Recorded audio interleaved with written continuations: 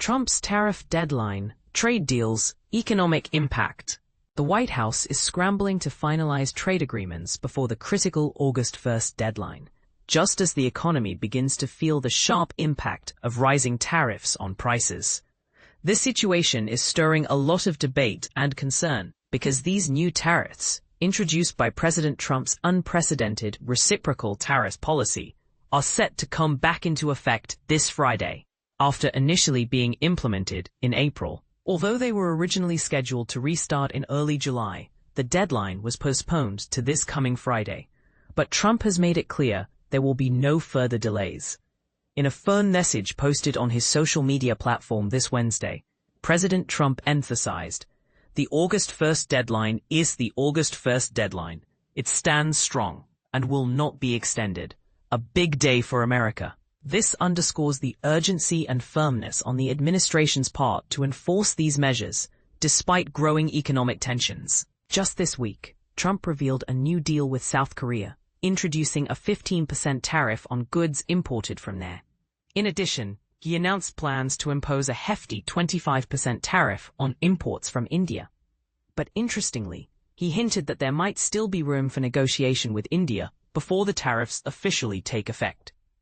On the European front, Trump and European Commission President Ursula von der Leyen jointly announced a trade accord that includes a 15% tariff on import goods from the European Union, a move that sparks differing opinions on its potential economic impacts. Alongside these, recent agreements have also been made with several other countries including Japan, the Philippines, Indonesia, and Vietnam. Most notably, Trump issued an executive order this Wednesday to place steep 40% tariffs on Brazilian goods, with the implementation starting within a week. Negotiations continued to be intense with major trading partners, Canada, Mexico, and especially China, which itself has set an August 12th deadline for a trade deal. The stakes are high because these tariffs are increasingly filtering through every stage of the supply chain, pushing up the cost of goods and services for American consumers, and this is the part many people tend to overlook. Until now, companies have absorbed some of the tariff costs, but economists warn that this burden will increasingly shift to consumers, meaning everyday Americans might soon face higher prices across the board. This shift could have serious political repercussions for President Trump, whose approval ratings have been declining amid worries about inflation and economic stability, key issues that are dominating discussions for the 2024 election. The surge in labor market activity seen after the pandemic has already fueled inflation, placing additional pressure on the administration. The Federal Reserve released data for June that showed inflation was hotter than expected.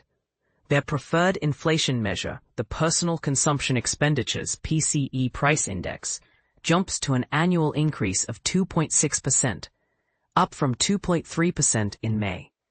When excluding the more volatile energy and food prices, the PCE index rose even more sharply to 2.8% annually. These figures are in line with the Consumer Price Index, which saw a 2.7% rise in June compared to 2.4% previously. Economists are largely pointing to tariffs as the primary cause behind these price hikes, because other parts of the economy are actually experiencing forces that should be pushing prices down, and many forecasters anticipate slower growth in the long term. The Labor Department's recent report adds another layer of insight. The Employment Cost Index, which measures overall labor costs, climbed 0.9% last quarter, consistent with previous quarters. Although wage growth has been gradually slowing since 2022, it still rose by 3.5% for private employees in June, which is higher than the Fed's 2% inflation target, indicating prices are increasing beyond desired levels. Economist Bernard Yaros from Oxford Economics highlighted that this recent wage growth data suggests the labor market isn't currently driving inflation upward. In fact, he expects wages to moderate further, possibly dropping to a 3.3% increase by the end of next year, as fewer workers voluntarily leave their jobs. Similarly, economists at L.H. Meyer described the June Employment Cost Index as firm, but cautioned that this doesn't necessarily mean the labor market became significantly tighter in recent months. Looking ahead to Friday's release of July's jobs report, many analysts predict job growth will be notably weaker than June's gain of 147,000 new jobs. Meanwhile, inflation related to housing and services, which constitute a major portion of overall price changes, has also started to ease, helped by higher interest rates. Claudia Sahm, chief economist at New Century Advisors and former Fed economist, pointed out to The Hill that these recent improvements are encouraging. Housing services inflation has really slowed down. Non-housing services, which make up a large part of the consumer price index, have also cooled. On the broader economic front, the U.S. economy experienced a contraction in the first quarter, followed by a strong rebound in the second quarter. But both figures were distorted by unusual trade behaviors linked to the trade war. Businesses had front-loaded imports early on, causing a 0.5% GDP dip in Q1, then sharply pulled back imports in Q2, resulting in a 3% surge. When smoothing out these swings, the underlying trend shows slower growth, with second quarter final purchases rising by a more modest 1.2%. Federal Reserve Chair Jerome Powell summarized this shift clearly. Growth of economic activity has moderated. GDP rose at a 1.2% pace in the first half of the year, down from 2.5% last year. This slower growth outlook is echoed by major global institutions. The International Monetary Fund estimates U.S. economic growth at 1.9% for this year, down from 2.8% in 2024, while the World Bank forecasts 1.4% growth, aligning closely with the Fed's projections. Adding another layer of complexity, United Nations economists recently warned that the potential for higher tariffs and the risk of escalating trade conflicts pose serious threats to the economic outlook, suggesting that the current path could have much wider negative consequences. This unfolding scenario raises key questions. Are these aggressive tariffs ultimately helping protect American interests, or are they doing more harm than good by fueling inflation and disrupting global trade relationships?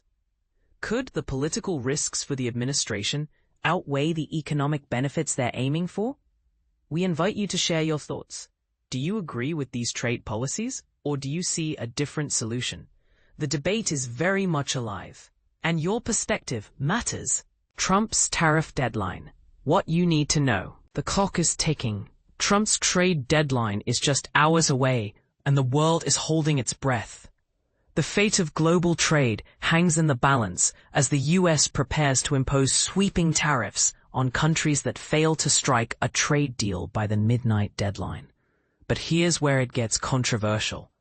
The legality of these tariffs is being questioned, and the outcome could have far-reaching consequences for the global economy.